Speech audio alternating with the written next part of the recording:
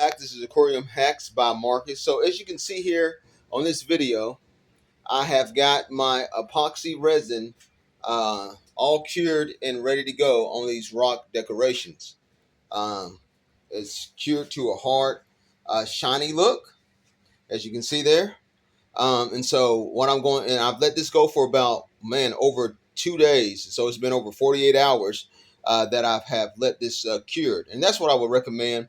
You let it cure for over 48 hours, put a fan on it, try to put a dehumidifier on it, keep your temperature between, I would say, 70 and 85 degrees with a dehumidifier, if you possibly can have one. And this should cure just fine.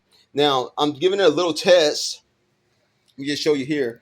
In this little 5-gallon tank, I've got some little fish that I bought that I'm testing this out with in this 5-gallon tank. But I think everything's going to be just perfectly fine. But that's what it looks like underwater somewhat. But I think everything's going to be perfectly fine. So I'm looking forward to that.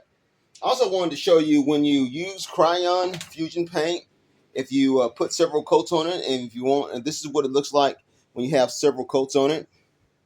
It becomes, this has got like 2 or 3 coats, just darker and darker brown, at least for this color, which is a coffee brown, as you can see there. So it's quite a bit of difference in the coloration, as you can see, compared to this rock over here, which I just lightly done. And so what I'm going to just simply do, folks, is I'm going to take my aquarium water. I got to do a water change anyway. I'm going to take my aquarium water out, put the large pieces of rocks in here, and just let them soak in water, for a couple of hours, or while I go to the store and take care of my business or whatever I have to do. And then I come back, rinse them off, and then dry them off, and then put them in the aquarium. They should be perfectly fine.